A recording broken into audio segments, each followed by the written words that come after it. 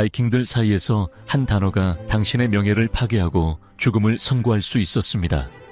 IRGR. 남자답지 못한 자로 낙인 찍히면 우틀라겔, 늑대처럼 사냥당하는 무법자가 됩니다. 누구든 법적 결과 없이 당신을 죽일 수 있었죠. 하지만 얼어붙은 황야로 추방된 이 남자들에게 정말 무슨 일이 벌어졌을까요? 한 단어가 당신의 명예를 파괴하고 법적 권리를 박탈하며 죽음보다 더 끔찍한 운명에 처하게 할 수 있다면 어떻게 될까요? 노르드족 사이에서는 그 단어가 아르그, AR과 R 이었습니다. 너무나 파괴적이고 경멸로 가득 찬 이 용어는 그것으로 낙인 찍히는 것이 완전한 사회적 파멸을 의미했습니다. 바이킹 사회에서 남성다움은 단순한 문화적 기대가 아니었습니다. 그것은 개인의 법적, 사회적, 영적 입장의 핵심을 형성했습니다. 아르그가 비인간적, 여성적 또는 도덕적으로 일탈적으로 대략 번역된다면 그것은 단순한 모욕이 아니었습니다. 그것은 공식적인 고발이었습니다. 그리고 아이슬란드의 그라가스와 같은 노르드 법서에서는 엄청난 결과를 가져왔습니다. 이 용어는 노르드의 남성 이상의 정면으로 반하는 행동을 암시했습니다. 비겁함, 동성관계에서 사회적으로 수동적인 역할을 맡는 것, 또는 세이르, 세이디아라고 불리는 마법을 사용하는 것. 여성들이 이 마법을 널리 사용했지만 남성에게는 수치스럽고 비겁한 것으로 여겨졌습니다. 스노리 스툴루손에 따르면 신 오딘조차도 잉글린가 사가에서 세이르를 사용한 이유로 비난받았습니다. 그 텍스트는 그것이 너무 비인간적이어서 남자들은 부끄러움 없이 사용할 수 없었다고 언급했습니다. 남자를 아르그라고 부르는 것은 표면적인 모욕이 아닙니다. 그것은 법적으로 집행 가능한 고발, 즉 니드 에디, NEDG로 알려져 있었습니다. 이것은 매우 불명예로운 모욕이었습니다. 고발이 논박되면 피고는 홀름강이라는 의식적 결투를 통해 자신의 남성다움을 방어해야 했습니다.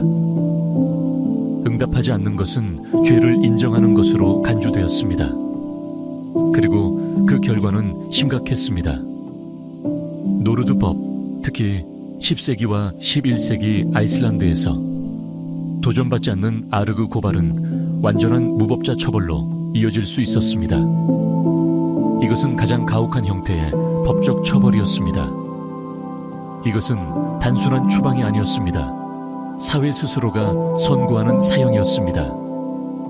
피고는 법의 모든 보호를 잃고 누구나 그를 죽여도 법적 결과 없이 정당한 대상이 되었습니다. 그 수치는 개인을 넘어섰습니다. 그것은 누군가의 전체 혈통을 더럽힐 수 있었습니다. 가족들은 고발된 에르기 남자와 거리를 두었고 연관으로 인한 오염을 두려워했습니다. 이 남자들은 도덕적으로 오염된 존재로 간주되었고 그들의 영혼은 부패했으며 명예로운 전사들 사이에서 살 자격이 없는 존재로 여겨졌습니다. 바이킹 문화에서 남성다움은 신성한 것이었습니다. 그리고 아르그라는 낙인은 단순한 수치를 의미하지 않았습니다. 그것은 파괴를 의미했습니다. 스코그 강르, 에이케이엔겐 겉강란이는 숲에 보내져 죽음을 의미했습니다. 바이킹 법에서 스코그 강르만큼 잔인한 처벌은 거의 없었습니다. 그러나 이것은 시적인 추방이 아니었습니다. 이것은 계산된 사회적 및 법적 실행의 형태였습니다. 스코그 강르로 판결받은 사람은 인간 세계에서 완전히 제거될 것을 의미했습니다. 권리가 박탈되고 친족 관계가 끊기고 사회의 경계 밖에서 죽도록 남겨졌습니다. 이 처벌은 그라가스에 기록되어 있으며 가장 심각한 범죄에 대해 적용되었습니다. 보상 없는 과실치사, 마법, 그리고 우리가 본 바와 같이 고발이 방어되지 않았을 때 아르그로 간주되는 것, 이것은 남자를 우틀라그르, 즉 법 밖의 존재로 만들었습니다. 무법자 처벌은 두 가지 형태로 나뉘었습니다. 세월이 3년인 덜한 무법자 처벌, 즉 피오르바우크스가르드르, FC 오르바우크스 가을달, 그리고 영구적인 완전 무법자 처벌인 스코그강르. 첫 번째는 처벌 후 범죄를 저지르지 않는 한 남자가 돌아올 수 있도록 하였습니다. 후자는 그러한 자비를 제공하지 않았습니다. 스코그강르를 선고받은 남자는 모든 정착지와 거주 지역을 떠나야 했습니다. 그는 어떤 가정에서도 대피소를 가질 수 없었고 가족이나 친구에게 도움을 받을 수 없었습니다. 그는 대피소, 음식, 불, 보호의 권리조차 없었습니다. 그는 어떤 식으로든 사회와 거래하거나 상호작용할 수 없었습니다. 그가 돌아가려 하거나 문명 경계 내에 붙잡힌다면 누구나 법적 결과 없이 그를 죽일 수 있었습니다. 그는 축제에 참석하거나 제물을 바치거나 정의를 구할 수 없었습니다. 그는 더 이상 랭스카플, 즉 노르드, 이 명예로운 남성다움의 개념이 박탈된 니딩게르, 즉 불명예스러운 남자가 되어버렸습니다. 사가들은 이 처벌에 대해 불길한 엿봄을 제공합니다.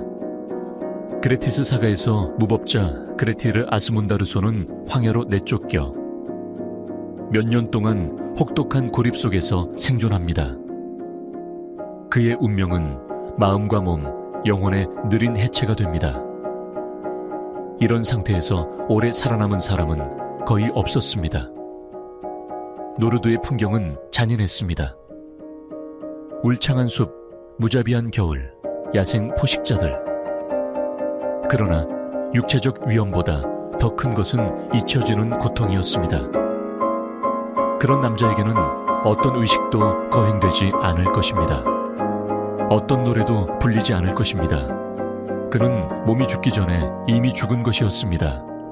무법자라는 것은 모든 사람이 그를 쫓고 아무도 그를 보호하지 않는 것을 의미했습니다. 바이킹에게 남성다움은 신성하며 힘, 명예, 필요할 때 폭력을 사용할 수 있는 능력으로 정의되었습니다. 그러나 아르그, 즉 비인간적이라는 낙인을 받은 남자들은 어떻게 되었을까요? 그 대답은 끔찍했습니다. 그들은 법 밖의 존재가 되어 인간 사회에서 추방당하고 남자 이하의 존재로 만들어졌습니다. 사냥당할 존재로. 이 남자들은 이제 법 밖의 존재인 우틀라그르로 법적으로 인정받았습니다. 그들은 감금되지 않았습니다. 그들은 재활되지 않았습니다. 그들은 노출되고 취약하여 공개적으로 죽음의 표적이 되었습니다. 이 처벌이 그렇게 끔찍했던 이유는 단지 법적 지명이 아니었습니다. 그것은 누군가의 인성을 의도적으로, 의례적으로 해체하는 것이었습니다. 소위 비인간적인 남자는 집, 가족, 유산에 대한 권리가 없었습니다. 그는 노르드 법의 말에 따르면 숲의 늑대와 같은 존재가 되었습니다. 이름도 보호도 없는 짐승. 그를 죽이는 것은 범죄가 아닙니다. 종종 시민의 의무로 간주되었습니다. 법은 명확했습니다. 누구나 무법자를 죽일 수 있었습니다. 살해자는 법적 결과로부터 자유로울 뿐만 아니라 경우에 따라 죽은 사람의 소유물을 주장할 수도 있었습니다. 법은 분명히 선언했습니다. 무법자를 죽인 자는 보상금을 지불할 필요가 없다. 아르그라는 낙인을 받은 사람들은 도덕적 부담이 훨씬 더 무거웠습니다. 그들이 주장된 비인간적인 행동, 즉 마법을 행하거나 동성관계에서 사회적으로 수동적인 역할을 맡거나 성별 규범을 위반하는 것은 사회 질서의 오염으로 여겨졌습니다. 그들은 노르드 남성다움의 이상의 위협이 되었고 제거되어야 했습니다. 단순히 제거되는 것이 아니라 혈통에서 지워진다는 것은 가족과 부족에 의해 잊혀진다는 것을 의미했습니다. 바이킹 사이에서 정체성은 개인적이지 않았습니다. 그것은 조상의 것입니다. 남자의 가치는 그의 행동뿐만 아니라 그의 부족 내에서의 위치, 그의 혈통, 그리고 그의 명예로운 가족관계에서도 비롯되었습니다. 아르그라고 불리는 것은 단순한 사회적 수치가 아닙니다. 그것은 이러한 유대가 영원히 끊어질 것을 위협했습니다. 에르기라는 낙인을 가진 사람들은 혐의나 무법을 통해 종종 죽음 이상의 운명을 겪었습니다. 그들은 자신의 혈통의 기억에서 의도적으로 지워졌습니다. 떨어진 전사와 달리, 그의 이름이 사가와 돌에 남았던 전사와 달리 니딩르, 즉 불명예스러운 남자는 말이 없어졌습니다. 우연히 잊혀진 것이 아니라 의도적으로 잊혀진 것입니다. 노르드 문화에서 기억은 유산이었습니다.